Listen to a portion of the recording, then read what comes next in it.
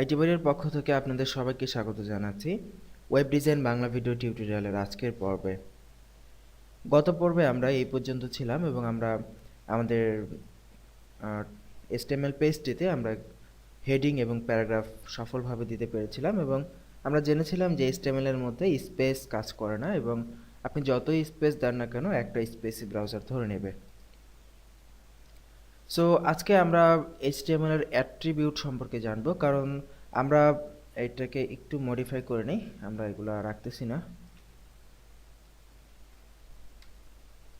এখানে আমরা জাস্ট একটি প্যারাগ্রাফ রেখেছি, আপনারা দেখতে পাচ্ছেন একটি প্যারাগ্রাফ আছে অনলি। সো এখানে দেখুন এটি হচ্ছে একটি ট্যাগ, পি হচ্ছে একটি ট্যাগ। তো HTML এ ট্যাগের পাশাপাশি আমাদের আরও একটি বৈশিষ্ট্য দেওয়া যায়, যেটা ট্যাগেরই একটা বৈশিষ্ট্য আমরা বলতে পারি, সেটা হচ্ছে অ্যাট্রিবিউট। সো অ্যাট্রিবিউট কীভাবে দেয় আমরা দেখি।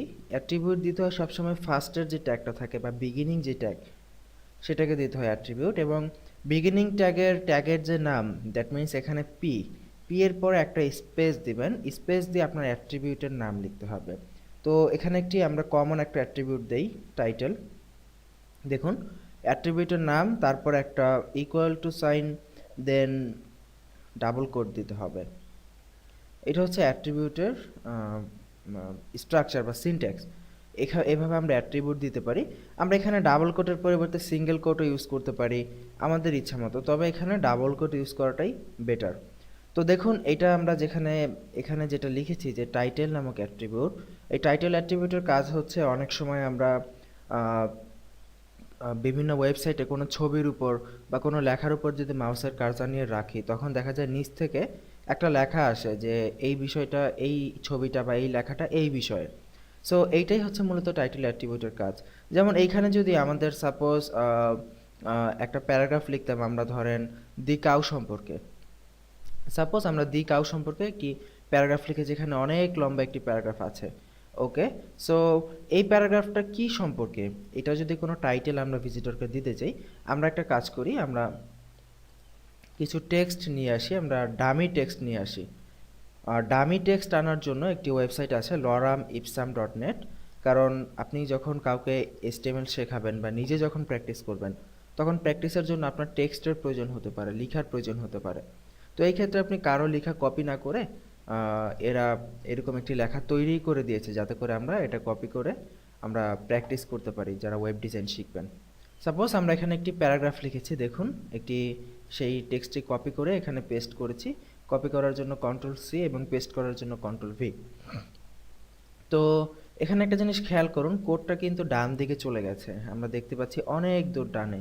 তো এইরকম যদি হয় কোডিংয়ের মানে ডানে চলে যায়, তাহলে কিন্তু আমাদের জন্য অসুবিধা হয় লিখতে। সো এইটা যেন ডানে না গিয়ে নিচে নিচে আসে, এই জন্য আমরা এখান থেকে ভিউতে ক্লিক করব।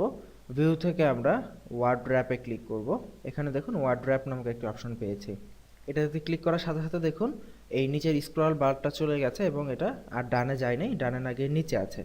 নিচে যাওয়াতে সুবিধা হয়েছে যে আমরা আমাদের টোটাল প্যারাগ্রাফটা একটা জায়গাতে পাচ্ছি, একই উইন্ডোতে, এবং আমাদের কাজ করতে সুবিধা হবে। সো এখন যদি আমরা এই প্যারাগ্রাফটা একটা টাইটেল দেই, যেমন this is the title of my paragraph লিখে যদি সেভ করি, এবং এবার যদি আমরা আমাদের আউটপুটটা যদি রিফ্রেশ করি, দেখবো এই যে আমাদের প্যারাগ্রাফ যেটা আমরা লিখেছি সেটা এখানে চলে এসেছে। আমি এটাকে জুম আউট করে দিচ্ছি, এটার যেটা লিগ্যাল ফন্ট সাইজ সেই সাইজে নিয়ে গেলাম, এবং দেখুন এর উপর যদি মাউসের কার্সার নিয়ে রাখি, দেখুন আমাদের টাইটেলটা কিন্তু এখানে সুন্দরভাবে শো করতেছে যে this is the title of my paragraph, আপনারা দেখতে পাচ্ছেন। সো এই হচ্ছে কিন্তু মূলত আমাদের টাইটেল নামক অ্যাট্রিবিউটের কাজ। এবং HTML এর প্রায় ম্যাক্সিমাম ট্যাগের মধ্যেই আমরা এরকম বিভিন্ন ধরনের অ্যাট্রিবিউট ইউজ করতে পারবো। আর অ্যাট্রিবিউট কিন্তু এখানে এই যে আমরা ডাবল কোট ইউজ করে দিয়েছি, দেখুন অ্যাট্রিবিউটের দুই পাশে। এখানে ডাবল কোট না দিয়ে আমরা যদি চাই সিঙ্গেল কোট দিতে, আমরা এখানে সিঙ্গেল কোট দিলেও এটা কাজ করবে, নো প্রবলেম। সিঙ্গেল কোট দিয়ে যদি রিফ্রেশ করি এবং যদি দেখি, আমাদের টাইটেলটা কিন্তু দেখা যাচ্ছে। আবার অনেক সময় দেখুন যে এরকম হতে পারে যে আমাদের এই টাইটেলের মধ্যেই ডাবল কোট দেওয়ার প্রয়োজন পড়তে পারে। যেমন এখানে যদি আমরা কোনো ওয়ার্ড লিখি, যেমন সাপোজ আমরা একটা বাংলাদেশ নামক একটা ওয়ার্ড লিখলাম, এবং আমরা চাচ্ছি টাইটেলের মধ্যেই এটা কোটেশনের মধ্যে থাকবে। সো আমরা তখন এই বাংলাদেশকে সিঙ্গেল কোট দিতে পারি। সিঙ্গেল কোট দিব বাংলাদেশকে, ভেতরেরটাকে এবং বাইরেরটাকে ডাবল কোট। এখন যদি রিফ্রেশ করি আমরা দেখব এই সিঙ্গেল কোট চলে এসেছে। এবং আমরা যদি ভেতরেরটাকে ডাবল কোট দেই,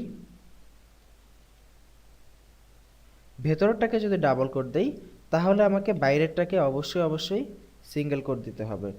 দুইটার যে কোনো একটা অল্টারনেটিভ আমরা করতে পারি।